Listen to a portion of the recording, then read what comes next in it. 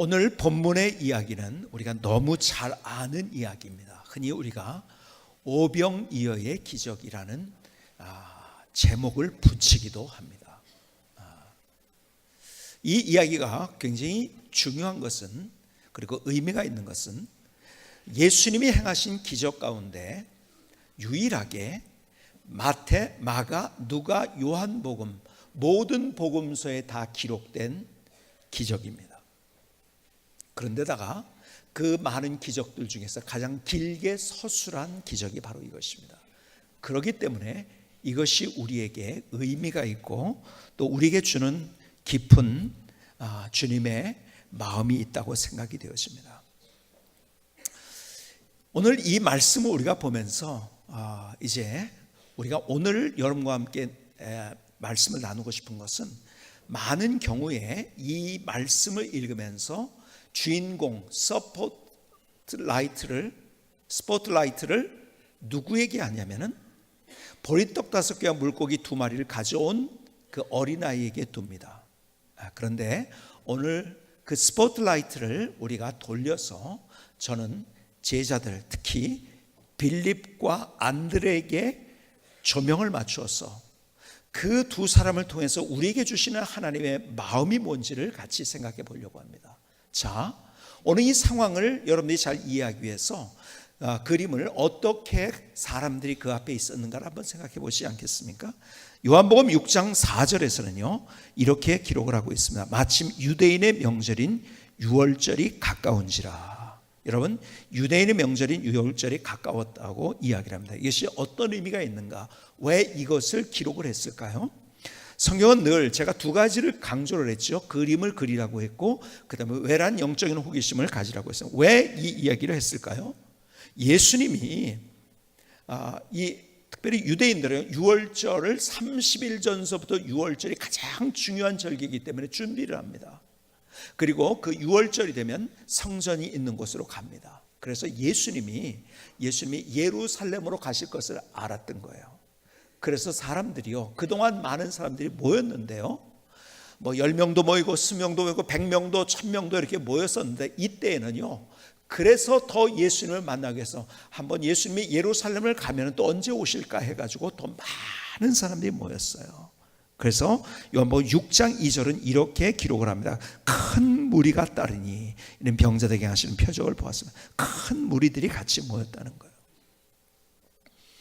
그러니까는 많은 사람들이 모여 있었어요, 여기에. 근데 그것을 이제 뒤에서는 여러분이 보신 대로 5,000명, 특별히 이제 숫자를 얘기할 때 남자들만 그 당시에는 셌기 때문에 남자들만 5,000명 정도가 됐다. 그러니까 많은 사람들이, 예수님을 따라왔던 많은 무들이 있었는데 그 중에서 가장 많이 모였을 때 이야기를 한 겁니다. 근데 예수님께서 그때 말씀을 증거하시는데 하루의 날짜를 볼 때 그때가 언제쯤인가? 여러분, 그 예수님께서 오병이어의 기적이라고 하는, 특별히 이 기적을 일으키실 때 그 시기적으로, 그 다음에 그 유월절이 가까워서 사람들이 제일 많이 모였을 때였었고, 그 날로 볼 때는 그때가 언제였는가?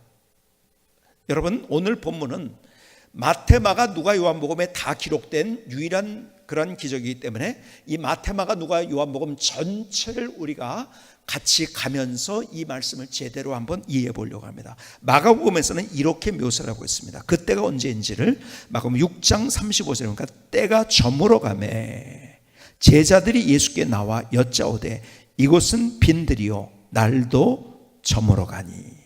자, 언제였습니까? 하루 중에 저녁 때였습니다. 점심이 지난 저녁.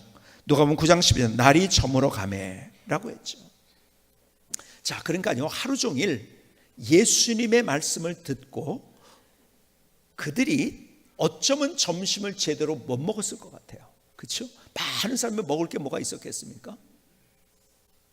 그리고 저녁 때가 됐어요. 그들의 가장 중요한 필요가 이제는 뭐였을까요? 기가 막힌 말씀도 들었지만요, 여러분, 육체적인 우리의 본능이 있어요. 배고픔은 어쩔 줄 몰라 합니다. 그래서 우리가 하는 속담 가운데 그런 속담이 있죠. 뭐라고요? 그렇죠. 금강산도 식후경이다. 우리나라에서 제일 멋있는 경치 금강산인데 그 금강산도 식후경이다. 여러분 배가 고프면 그 멋있는 경치가 들어오지 않습니다. 제가 이렇게 여행을 가보면은요, 이게 그룹 여행을 이렇게 가보면은요, 때로 한식을 잘 못 먹을 때가 있고 그냥 밥을 내 입맛에 맞지 않는 밥을 먹을 때가 많이 있어요. 뭐 요즘은 그래서 사람들이 뭐 싸가기도 하고 뭐 컵라면도 가지고 그러는데 오래전에요. 오래전에 한 그 목사님 그룹이었는데요. 이제 성지순례를 하면서 많은 이제 돈이 많이 들잖아요. 성지순례 한번 가려면요. 그렇게 갔는데 거기 얼마나 좋은 것들이 많이 있습니까? 정말 우리가 느끼고 거기서 주는 인사이트도 많고 대단한 것들이 많은데 밥을 제대로 못 먹으니까 그렇게 막 화를 내더라고요. 그러더니요, 아무리 좋은 것이 있어도 그게 아무것도 눈에 그분에는 안 들어오더라고요, 보니까. 근데요, 한국에 돌아와서도 그때 얘기를 하면은 그때 밥을 제대로 못 먹어가지고 내가 힘들었다는 얘기를 하더라고요. 여러분, 거기에 가서 얼마나 새로운 것들을 보고 얼마나 많은 인사이트를 얻고 그리고 많은 것들을 보고 배울 수 있었을까요? 근데 배고프면 이렇다는 거예요, 사람들이요. 여러분, 배가 굉장히 고팠어요. 그 고팠을 때 금강산도 식후경인데 그때 예수님의 반응과 제자들의 반응을 한번 보시겠습니까? 제자들의 반응. 자, 보시면 누가복음 9장 12절을 계속 보십니다. 날이 저물어 가매 12사도가 나와 여짜오되. 자, 보세요. 예수님께 누가 나왔다고요? 12사도가 12명이 똑같이 나왔다는 거예요. 무리를 보내어 두루 마을과 촌으로 가서 유하여 먹을 것을 얻게 하소서. 우리가 있는 여기는 빈들이니이다. 마가복음 6장 36절은 또 이렇게 묘사합니다. 무리를 보내어 두루 촌과 마을로 가서 무엇을 사 먹게 하옵소서. 자, 12제자가 있었어요. 12제자가 회의를 한 거예요. 그렇죠? 그러니까 같이 나온 거죠. 입을 다 맞춘 거예요. 왜? 같이 만장일치로 이렇게 하자고 됐기 때문에. 그 만장일치로 하자고 한 것이 뭐예요?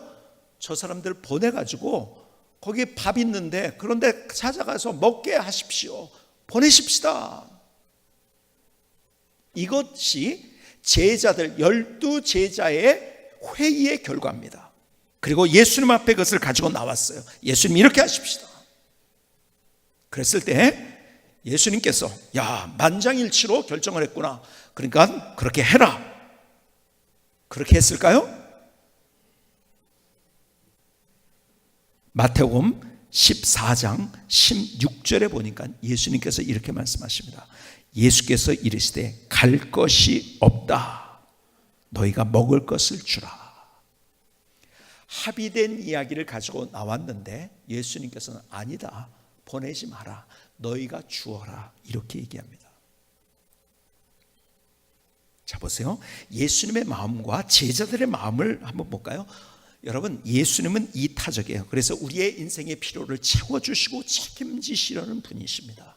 그분이 우리의 주님이세요. 근데 우리의 모습이 제자들의 모습과 같이 이기적이라는 거죠. 그렇죠? 저 사람 때문에 피곤해요. 이 사람들 와가지고서 뭐 요청하는 것도 많고 배고프다고 막 그냥 뭐라고 하는 사람도 있었을 거 아닙니까? 뭐 이거 뭐 우리 먹을 건 좀 안 줘요. 먹을 것은 여러분 5,000명이 모이면은요 별의별 사람들 다 있습니다. 좀 빨리 보냅시다. 피곤해요. 그 자기들이 알아서 하겠어요. 왜? 그들이 있으면 불편한 거예요. 그들이 있으면 자기 것을 나눠야 돼요. 자, 여기서 잠깐만 스톱해봐서 우리는 흔히 이 규절을 해석하면서 보리떡 5개와 물고기 2마리만 있었다고 해석을 합니다. 보통 그렇게 해요. 그렇죠?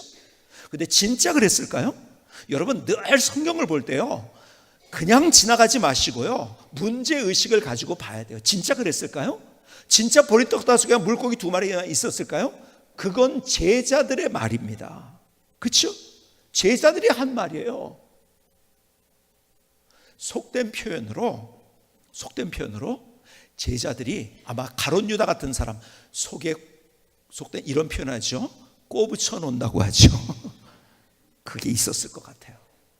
여러분, 제자들이 움직일 때 그냥 아무렇게나 간 것이 아니고 예수님의 제자들이 움직일 때 그 필요한 것들을 누가 다 맡아가지고 재정관리를 하면 가룟 유다가 했던 거예요. 그렇죠? 재정 관리를 했었어요. 그러니까 뭔가 감춰놓은 것이 있었을 거라고 생각이 되죠. 여러분 잘 보세요. 예수님께서 그렇게 하신 게 아니에요.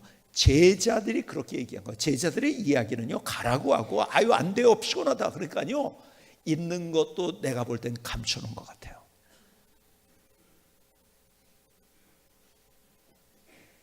그러니까 내 거 손해볼 수 없다 이것이요. 근데 예수님께서는요, 너희가 주라고 그럽니다. 너희가 줘라. 여러분 말이 안 되는 소리 아닙니까? 그런데 더 나가서 예수님이 이렇게 오늘 본문은 이렇게 얘기를 합니다. 이거 잘 보시기 바랍니다. 요한복음 6장 5절 6절 5절 6절을 보십니다. 중요한 구절입니다. 오늘의 정말 중요한 구절. 예수께서 눈을 들어 큰 무리가 자기에게로 오는 것을 보시고 빌립에게 이르시되 우리가 어디서 떡을 사서 이 사람을 먹이겠느냐 하시니, 이 사람들을 우리가 어떻게 먹일 수 있겠느냐. 근데 이렇게 말씀하신 이유가 있어요. 6절이 이유를 얘기합니다. 이렇게 말씀은 친히 어떻게 하실지를 아시고 빌립을 시험하고자 하십니다. 여러분 예수님이 빌립을 시험하셨다고 했어요. 시험이 뭐죠? 시험이라는 말에는 영어로 두 가지 의미가 각각 있습니다. 하나는 시험의 의미, temptation, 유혹입니다. 유혹은 사탄이 우리에게 주는 거예요. 그런데 또 하나의 T로 시작하는 단어, 테스트가 있어요. 테스트는 하나님이 우리에게 주시는 거예요. 하나님이 우리를 테스트하신다는 거예요. 자, 여러분 막연하게 그냥 들었던 얘기로 하지 말고 버리떡 다섯 개 물고기 2마리만 있다고 생각하지 마세요. 주님께서 하시는 말씀이 이거 좀 사서도 좀 줄 수 있지 않겠느냐? 없다 하더라도, 여러분들 아마 좀 가지고 있는 게 있었어요. 없다 하더라도 좀 사서 너희들이 가진 돈을 사용할 수 있지 않겠느냐 그랬을 때 제자들은요 보내자고 그런 거예요. 그래서 특별히 빌립을 콱 찍어가지고 테스트를 하신 거예요. 시험하셨어요. 너 이 사람들에게 줄 수 있겠니? 그때 7절에 보니까 빌립이 이렇게 대답을 합니다. 빌립이 대답하되 각 사람으로 조금씩 받게 할지라도 200데나리온의 떡이 부족하리이다. 조금씩이라는 것은 간에 기별이 간다는 얘기를 하잖아요. 그렇죠? 간에 기별이 갈 정도로 아주 조금만, 배고픔만 살짝 면하는 것만 하더라도 200데나리온. 200데나리온이 얼마인지 아세요? 1데나리온은 그 당시에 한 사람의 일일 일당이었습니다. 그러니까 지금으로 본다면 200데나리온은 휴일 다 뺀다면요 대충 뭐예요?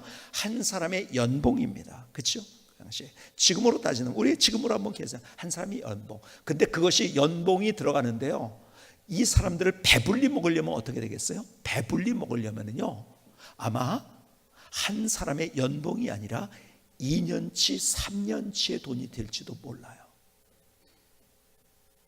그러니까 그들은 계산을 했어요. 그러면서 잘 보세요. 그러면서 그때 이제 그 얘기를 들으면서 안드레가 이렇게 얘기합니다. 8절 한번 보시겠습니까? 8절. 제자 중 하나 곧 시몬 베드로의 형제 안드레가 예수께 여짜오되 여기 한 아이가 있어 보리떡 5개와 물고기 2마리를 가지고 있나이다. 그러나 그것이 이 많은 사람에게 얼마나 되겠사옵나이까.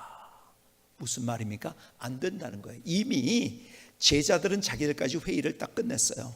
여기 우리 돈 있는 거 사용할 수도 없고 이거 다 먹일 수도 없고 이거 먹이면 우리는 손해가 되고, 그러니까 예수님께 가서 자 보내라고, 각각 보내서 자기들이 알아서 하게 하자고. 그러니까 빌립에게 그렇게 딱 얘기를 하니까요 회의의 결과가 있잖아요. 그러니까는 안드레가 거기서 예수님께 거들은 거예요. 못 먹입니다. 여러분 오늘 이 말씀을 계속 묵상을 하면은요, 계속 묵상하다가 깨달은 게 이거예요. 불평하고 이건 원망해서 왜 예수님 왜 그러세요? 도대체 말도 안 되는 소리를 하세요. 근데 불평과 원망을 넘어가지고 이 사람들의 지금 표현은 뭐냐면은 굉장히 신경질 내는 소리였던 거예요. 힘들어요.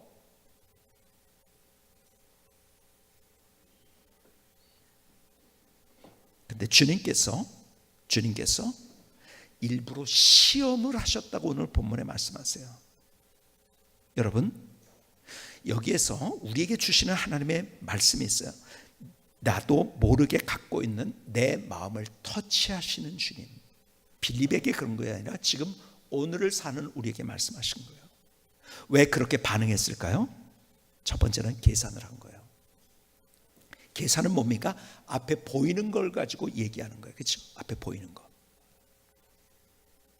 여러분, 계산은요, 앞에 보이는 것을 가지고 안 보이는 것은 계산이 안 되는 거예요. 그렇죠? 보이는 것. 근데 지난번에 말씀드린 대로 생텍쥐베리가 그런 얘기를 했다는 얘기를 했죠. 여러분, 진짜 인생의 본질은 보이지 않습니다. 여러분, 안 보이는 게 더 중요한 거예요. 근데 계산을 한다는 것은 앞에 있는 것만 본다는 거예요. 그림이 작다는 거죠. 여러분, 계산만 하는 것은 나도 모르게 세상이 가진 유물 사관에 빠져 있는 거예요. 내가 아무리 아니라고 우겨도요, 계산만 하는 인생. 여러분, 계산 너머에 있는 것들을 볼 줄 아는 것, 이것이 믿음인 거예요. 근데 우리의 삶이 그 계산 안에만 있다는 거예요. 두 번째는 내가 손해를 보지 않으려는 마음. 그래서 피하고 무시합니다. 우리가 가진 것이 있다는 거예요. 그러니까 주님이 그렇게 말씀하신 거죠. 너희들 가진 것 가지고 좀 살 수 있겠느냐, 이 말씀하신 거예요. 근데 그걸 내놓지 못하겠다는 거죠. 계산하는 나, 그리고 손해 안 보려는 나. 그래서 내 반응은 부정적인 거예요. 그렇죠? 안 됩니다. 근데 성경은요, 우리에게 뭐라고 말씀하는지 아세요? 계산을 뛰어넘은 인생의 큰 그림을 그리라고 말씀하십니다. 여러분, 아브라함을 아시죠? 아브라함을 믿음의 조상이라고 이야기합니다. 자, 아브라함이 어떻게 했을까요? 하나님께서 그를 내가 지시할 땅으로 가라. 너 여기 가라도 아니에요.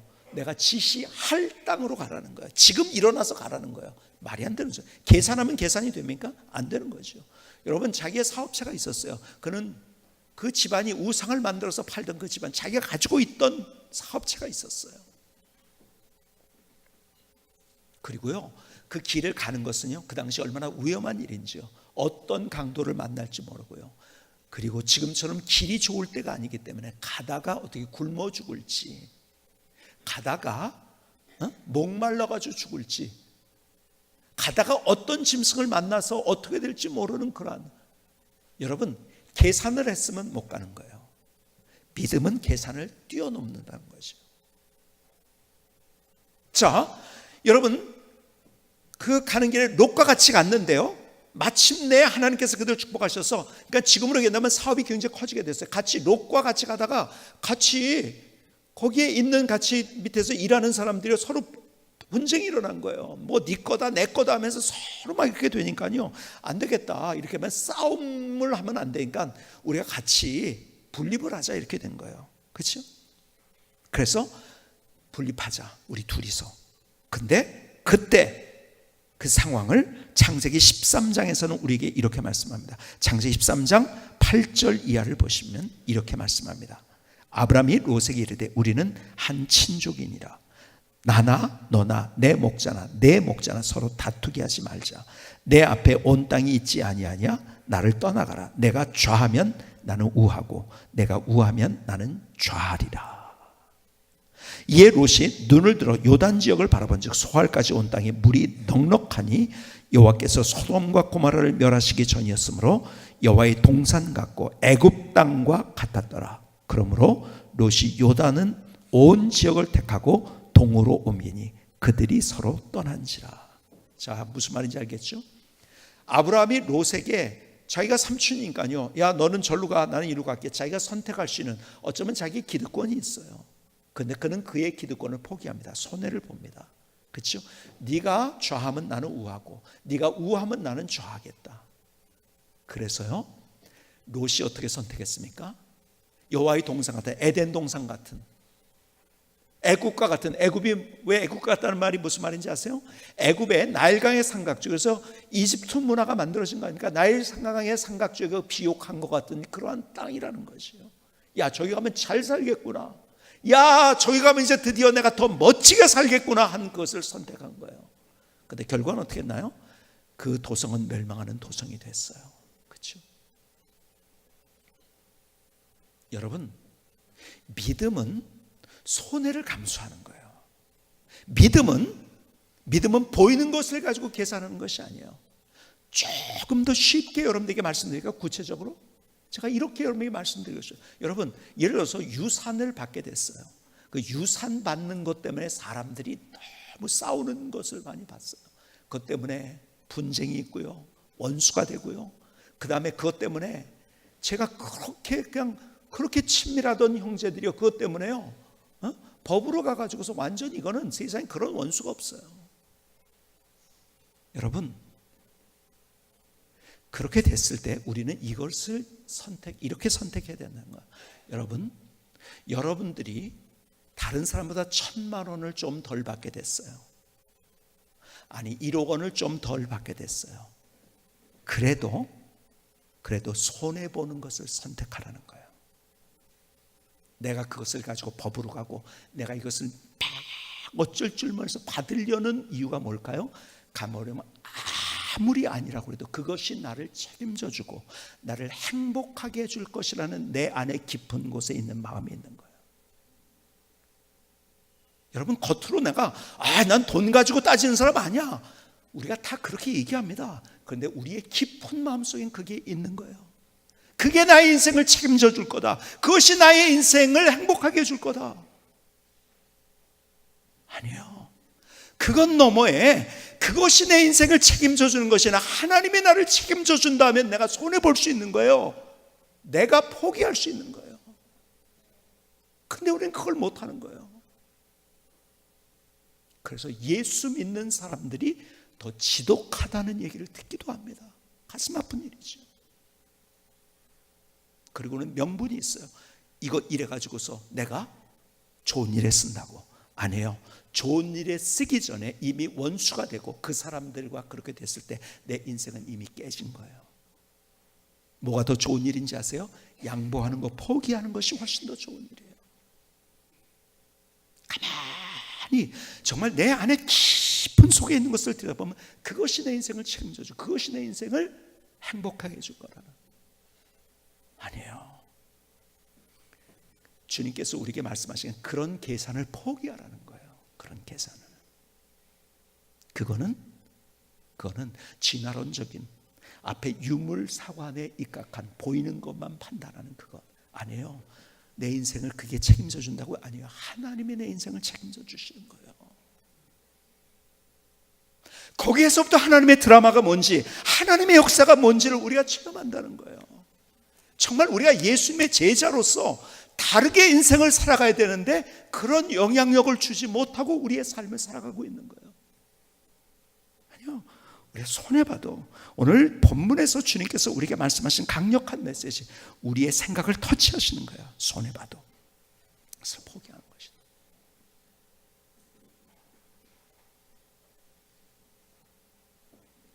사도 바울의 유언과 같은 설교가 있어요. 아마 사도 바울의 설교 가운데 가장 강력한 설교예요. 눈물을 흘리면서 그가 이제 3차 전도여행을 마치면서 이제 예루살렘으로 갑니다. 거기 가면 자기가 붙들린다는 거, 죽는다는 거, 왜 죽이려고 사람들이 모의를 하고 있었으니까. 근데 글로 가는 거예요. 그러니까 이제는 목숨을 건 거죠. 그는 가는 길에 밀레도에 들려서 옆에 도시, 자기가 제일 목회를 열심히 했던 그러한 에베소에 있는 장로들을 초청해서 눈물의 고별 설교를 합니다. 유언 같은 설교예요. 그 눈물을 흘리면서 하는 내용 가운데 그의 결론 가운데 하나가 이거예요. 사도행전 20장 35절. 범사에 여러분에게 모본을 보여준 바와 같이 수고하여 약한 사람들을 돕고 또 주 예수께서 친히 말씀하신 바 주는 것이 받는 것보다 복이 있다 하심을 기억하여야 할지니라. 주님의 말씀. 받는 거 복이에요. 그러나 진짜 더 복은 주는 게 더 복이라는 거예요. 근데 이것은 경험해 본 사람이 아는 거예요. 근데 우리는 소유를 위해서 달려갑니다. 너무 손해 안 보려고 그래요. 그리고 내가 손해 보려고 하면 옆에서 뭐라고 하는지 바보같이 왜 그래 그럽니다. 아니요, 우리는 바보가 좀 돼야 돼요. 예수님이 어떤 모습으로 우리에게 오셨다고요? 바보 예수로 오셨어요. 그분이 그럴 이유가 없으세요. 근데 그분께서 우리를 사랑하셔서 그분의 가진 재산을 우리에게 주신 거예요. 그분의 목숨까지 바보같이 그분의 모든 것들을 우리에서 주셨어요. 진짜 그 예수님의 마음을 안다면, 진짜 그 예수님의 생각을 안다면, 우리가 예수님을 따르는 사람으로서, 예수님의 제자로서 우리의 삶을 그렇게 살아야 되지 않겠습니까? 가만히 저의 인생을 뒤를 돌아보더라도요, 하나님께서 저의 인생을 하나님의 은혜로 채워주시고 새로운 드마를 보였을 때, 내가 욕심을 포기하고 그것을 내려놓았을 때 하나님이 거기서 야, 이거 없으니까 내가 손해보겠구나 하고서, 그러나 하나님 앞에 그렇게 내가 도전했을 때 하나님이 거기서부터 언제나 역사를 하셨더라고요. 지나온 과거의 모든 스토리들이 그렇더라고요.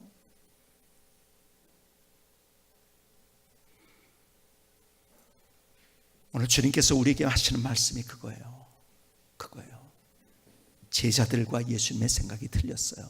근데 지금 우리는 제자들의 생각을 가지고 있다는 거예요. 그리고 그것을 테스트하신다고 말씀하세요. 여기에 테스트에 합격한 사람이 하나님의 역사가 무엇인지를 우리가 경험할 수 있다는 거예요. 여러분, 우리의 기도가 얼마나 작은 기도인지 아세요? 그림이 예를 들어서 하나님, 내가 이거 1,000만 원, 2,000만 원 하나님 손해보지 않게 해주세요 기도합니다. 근데 주님은 뭐라고 말씀하는지 아세요? 아니야, 그 손해보는 게 믿음이야. 그 말씀 우리에게 해주고 계시다는 거예요. 그리고 어떤 일이 일어났습니까? 200데나리에 대해서 조금씩 먹어도 그거 다 못 주는데, 여러분, 그들이 배불리 먹었어요. 배불리 먹고, 그리고 12광주라는 기가 막힌 하나님의 역사.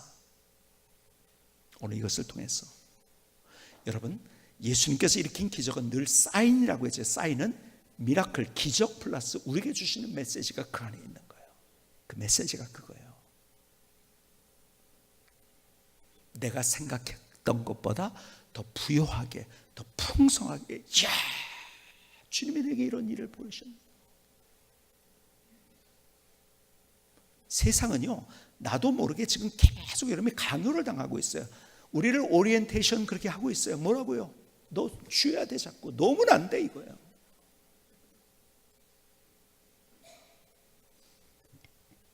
저희 교회 뭐 2년, 3년 가까이 나오셨는데 저희 교회를 등록 안 하셨다가 어느 날 본인의 이야기를 고백하면서 등록하신 분이 있으세요. 근데 그분이 김승자가 들어가면 사람이 괜찮은 것 같아요. 김승기 선교사님이 아니고 김승길 목사님. 목사님인지도 몰랐죠. 우리 목사님은 과거에 영락교회에서 아주 귀하게 사역을 했던 분이에요. 하나님의 은혜를 많이 경험하고요. 그래서 아주 늦게 신학을 하신 거예요. 그리고 목사가 되셨어요. 교회를 개척하려고 했지만은 그것이 꿈이었는데 나이가 너무 많아가지고 안 된다고 하시고, 이걸 어떻게 해야 되는가. 그러다가 여러분, 목사 안수를 받으면 함부로 어느 교회를 못 갑니다. 아마 극동방송을, 제가 그때 기억이 맞는지 모르겠는데 극동방송을 들으셨다가 저희 교회를 오셔서 계속 우리 교회를 나오신 거예요. 그리고 본인의 이야기를 하시는데 이렇게 해서, 내가 뭐 조그만 사업이죠. 그냥 조경회사를 하시는데요. 본인이 이것이 쉽지 않은 일이지만은 매년 3,000만 원씩을 하나님 앞에 드려서 내가 선교지에 교회를 세우겠습니다 하는 그런 이야기를 하시더라고요. 그리고 벌써 몇 개의 교회를 세우셨고 지금 또 교회를 세우기 위해서 선정을 하고 있는 가운데 있어요. 여러분, 쉬운 일입니까? 3,000만 원 가지면요, 그것 가지고 맛있는 거 많이 먹을 수 있고요, 3,000만 원 가지고 하고 싶은 것도 할 수 있는 것들이 있어요. 그렇죠? 근데 그것을 꾸준하게 하나님 앞에 그 예물을 드리면서 교회를 짓는 그런 일들을 하고 계세요. 너무 그 마음이 귀하더라고요. 다른 거 하고 싶은 것들이 많이 있을 텐데, 그랬기 때문에 하나님께서 그 삶에 하나님이 누구신지를 경험할 수 있는 멋진 인생. 하나님의 부요가 뭐고 하나님께서 인도하시고, 우리 목사님이 하신 말씀이 항상 그거예요. 계산으로는 안 된대. 3천만 원을 할 수가 없대, 계산으로. 근데 하나님께서 그것을 채워주신다는 거죠. 그리고서 하나님께서 또 이렇게 인도하셨구나. 그 삶 속에 더 멋지게 세워주시는 하나님의 역사들. 여러분, 우리의 기도가 가만히 보면은, 우리의 기도를 한번 보십시다. 가만히 보면은 손에 안 보려는 기도가 너무 많아요. 근데 주님은 이렇게 말씀하세요. 손에 보라고, 나누라고, 베풀라고. 그래서 잠언 19장에서는 기가 막힌 말씀을 주십니다. 잠언 19장 17절, 가난한 자를 불쌍히 여기는 것은 여호와께 꾸어드리는 것이니 그의 선행을 그에게 갚아 주시리라. 여러분, 얼마나 주님의 마음이 이것에 뜨거우면은, 너 누군가를 도와줘, 네가 손해를 봤어? 그러면 그것은 내가 너한테 꾼 거야. 그거 꼭 갚을 거야. 이자가 어느 은행보다도 센, 어떤 것보다도 센 이자로 너에게 반드시 갚아. 주님의 마음이 얼마나 여기에 뜨거우면. 근데 우리의 그림이 너무 작아요. 제가 얘기하죠. 빅픽처를 그려야 되는데 그림이 작아요. 이게 손해가 되면 인생이 끝난 것 같은 느낌을 가지고, 그 때문에 주님 이거 손해 안 보겠어요? 주님 이거 뺏기지 않겠어요? 아니에요. 우리가 오히려 나누고 베풀고 손해 볼 수 있을 때, 그것이, 그 물질이 내 가진 것이, 내 소유가 내 인생을 책임지는 것이 아니라 하나님의 내 인생을 책임지기 때문에 더 멋지고 영광스러운 하나님의 드라마가 뭔지를 경험하는 인생을 살아가는 것, 이것이 믿음으로 살아가는 인생이라는 거예요. 오늘 이런 하나님을 경험할 수 있기를 주님의 이름으로 축복합니다. 축복합니다. 오늘 주님께서 우리에게 똑같이 어쩌면 우리의 생각을 터치하세요. 테스트를 하세요. 우리의 상황은 다 다를지 몰라요. 그런데 주님께서 우리에게, 제자들은 계산하고 손해 안 보려고 했을 때, 아니야, 계산하지 마, 손해 봐. 그리고 반대 이야기를 하십니다. 오늘 내게 무엇을 말씀하시는지 들을 수 있는 귀한 시간이 될 수 있기를 주님의 이름으로 축복합니다. 김성규 성교사님의 찬양을 들으시겠습니다.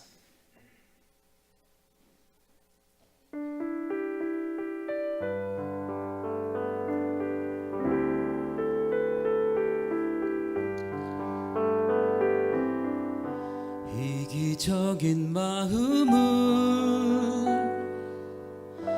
다 내려놓습니다. 계산하는 마음과 손해 안 보는 마음도 주님의 마음을 담습니다.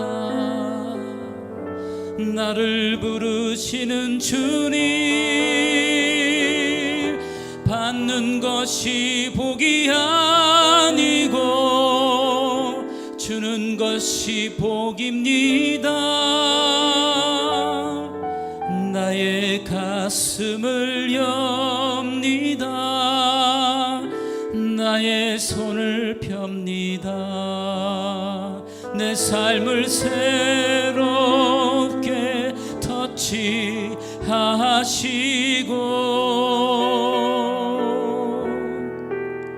주님의 길로 인도하소서. 이기적인 마음은 다 내려놓습니다. 계산하는 마음과 손해 안 보는 마음도 주님의 마음을 담습니다. 나를 부르시는 주님, 받는 것이 복이 아니고 주는 것이 복입니다. 나의 가슴을 엽니다. 나의 펴니다. 내 삶을 새롭게 터치하시고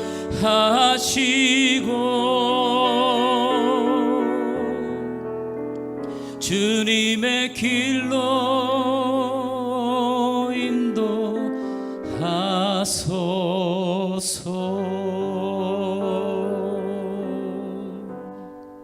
아멘. 하나님, 나의 고백입니다. 나의 노래입니다. 나를 받아 주시옵소서. 하형록이라는 분이 계세요. 이분은 아버님이 목사님이셨는데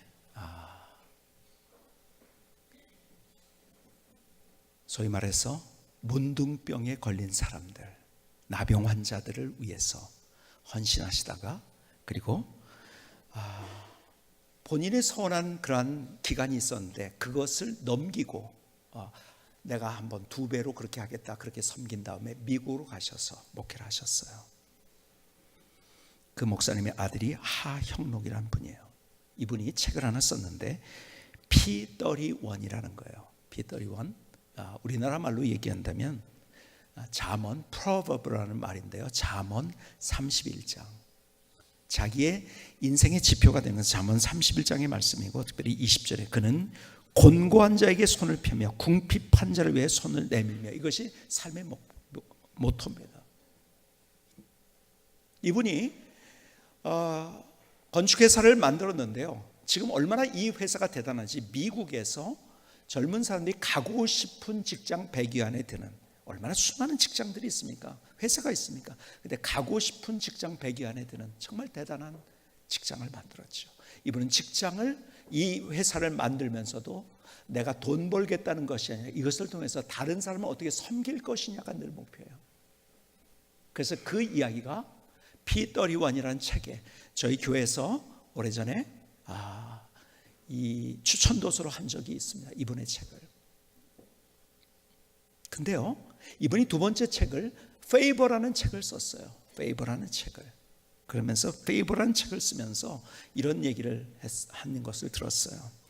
P31에서 많은 사람들이 자기의 스토리 하나를 집어넣으라고 한 걸 자기가 뺐대요. 그 스토리를. 왜냐하면 자랑하는 것 같아서 뺐대요. 그런데 나중에 Favor라는 책을 쓰면서 이것이 다른 사람에게 도전을 줄 수 있겠다 해가지고서 그 이야기를 집어넣는데, 그 이야기는 이런 얘기예요. 이분이 20여 년 전에 심장 이식 수술을 해야 되는, 죽을 고비를 넘긴 거죠. 심장 이식을 받기 위해서 자기에게 맞는 심장을 기다리고 있었어요. 오랫동안 그걸 기다리는데 마침내 이분에게 딱 맞는 심장을 구하게 된 거예요. 수술 준비를 하려고 하는데 지나가는데 거기에 의사들이 지나가면서 한 얘기를 듣게 된 거예요. 옆방에, 그 얘기가 무슨 얘기냐면 옆방에 한 여인이 입원을 했는데 이 사람은 그날 수술을 하지 않으면, 심장 이식을 받지 못하면 이틀 내에 죽게 된다는 거예요. 그 얘기를 딱 듣고 고민 많이 했겠죠. 그런데 그는 하나님 앞에 이런 결심을 합니다. 하나님, 내가 받아야 될 그 심장을 그 여인에게 주겠습니다. 누군지도 모르죠. 한 번 만나본 적도 없죠. 제가 이 글을 읽는데요, 마치 심장이 멎을 것 같은 그런 마음이 딱 들었어요. 아니, 어떻게 이럴 수가 있지? 아니, 돈이 있어서 그래 1억 원을 주고 10억 원을 주고 이게 더 쉽지, 어떻게 자기가 받아야 될, 그래야지 살아날 수 있는데 그 심장을 준단 말인가. 숨이 멎을 것 같더라고요. 그래서 그 여인이 그 심장을 받게 되고 수술했어요. 건강하게 퇴원을 했어요. 그분이 살아났어요. 그리고 나가지고 정말 하나님의 은혜로 얼마 있다가 몇 개월 후에 다시 이분이 그냥 혼수 상태로 오가기도 했고 막 그런 과정들이 있죠. 그런데 그것을 얻게 되고 그러면서 다시 수술을 하게 된 거예요. 그리고 건강을 회복했어요. 지금 의사들이 얘기한 것보다 훨씬 더 오래 살고 있어요. 그런데 그 말씀드린 것처럼 그 회사를 통해서 얼마나 많은 사람에게 나누고 베풀고, 그래서 하나님께서 주시는 은혜가 뭔지를 경험하면서, 이것을 경험하면서, 그래서 자기 인생에 하나님 앞에서 자기가 나누고 베풀고 받는 것보다 주려고 할 때, 어려운 사람들 향해서 그 마음이 동해서 그렇게 할 때 하나님께서 자기에게 늘 주시는 그 은혜를 경험하면서 어쩔 줄 몰라 하는 멋진 인생을 살아가고 있어요.